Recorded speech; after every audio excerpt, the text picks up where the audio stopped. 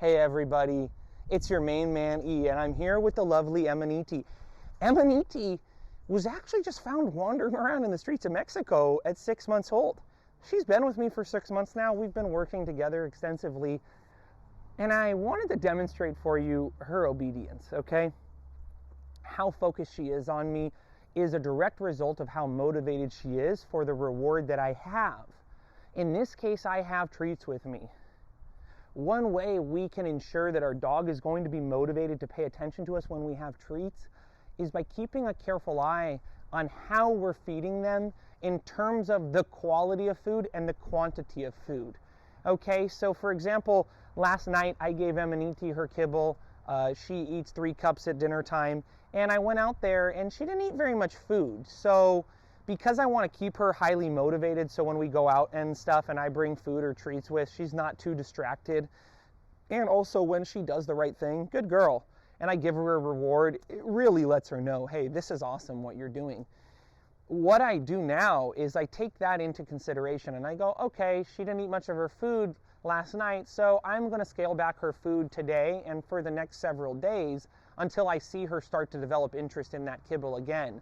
Okay, at the same time, what we're going to do when it comes to the quality of food is, yes, we may add some wet food to her food, or we may add some sort of supplements to her food to make it tastier so she enjoys it.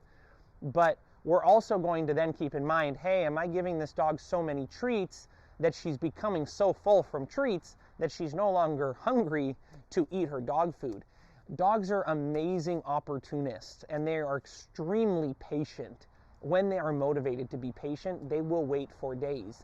And so many times we give the dog the kibble and they don't eat it, or we present them some sort of treat and they don't eat it, and we immediately go and we go get hot dogs or bacon or something better. The dog very quickly learns that if they wait and they do not eat the food, something better will come along. And although of course I wish everyone's dog could eat raw food and the most expensive premium freeze-dried deer meat from New Zealand every day, that just may not be the case. And so when we're feeding kibble and we're also trying to use treats for training, we want to always keep in mind, how much of their kibble are they eating? How much treats are they eating? Would it benefit us to possibly have them practice some of their training for the kibble?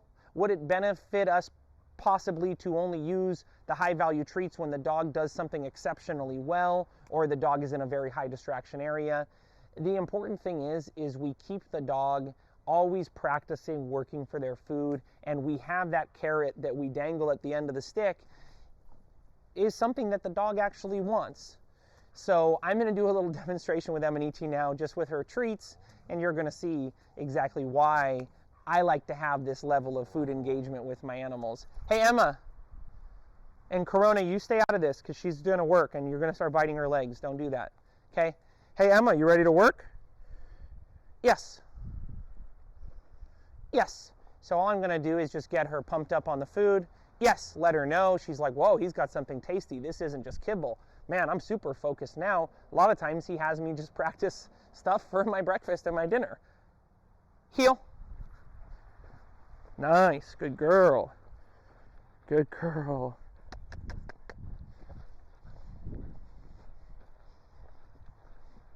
This is actually a little bit challenging for her because the wire from my microphone's hitting her in the head. Yes! So let's tuck this in here. But still, people, this is how focused she is and how much she wants the food.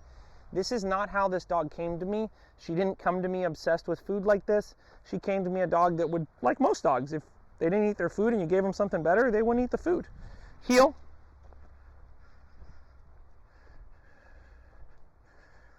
Notice the hope that she has that something good is going to come from this behavior. She is in no way unsure that by doing this, something good has come and most likely will come again. Sit. Down. Bark. Heel. Heel. No. Heel. Good. Right there was a little moment where she said, hey man, I did so good. Why didn't you give me the food? Yes. And I will agree with her. she did really good and was probably deserving of a treat there. So when we're building up this food motivation, realize, just like Emaniti was showing us, sit, down, center, let's go. We want to challenge the dog. We want to have them work for the food. But if we challenge them too much, they're going to lose hope and they're going to become down. Let's go. Let's go. And they're going to become confused. And you can see here, when I don't reward her immediately, she loses some of her snappiness and her enthusiasm. And she's like, hey, come on, dude. I did all this stuff. Why aren't you giving me the food? Center. Yes. So watch now when I feed her and build her up, how much enthusiasm she's going to have during this command. Hey, heel. Good. Heel. Good. Good. Good. Good. Good. Good. Good. Heel. Heel. Heel. Heel. Switch. Yes. Heel. Switch. Yes. Oh, what a good girl. Front. Sit. Down. Bark. Bark. Yes. Okay, folks, so there's a little demonstration with one of my own dogs, but more importantly than anything, this is a demonstration of what you can do with any dog if you take the time to build up that food motivation, be strategic in how you're giving the food out, how you juxtapose or balance the kibble or low-value food with the high-value food, and how frequently you reward the dog for their effort while at the same time challenging them. Thanks so much for watching, and if you can, hit that like button or subscribe button for Emaniti. I'm very proud of her, and I appreciate her kind of chiming in there and reminding all of us, hey, don't raise the bar too high too quickly, or the dog might lose some hope. They may lose some steam, and they may go, hey, come on now, I did that really good this time. Give me some treats. Yes. So here at the end of this session, I say, yes, I gave her like 10 treats right now.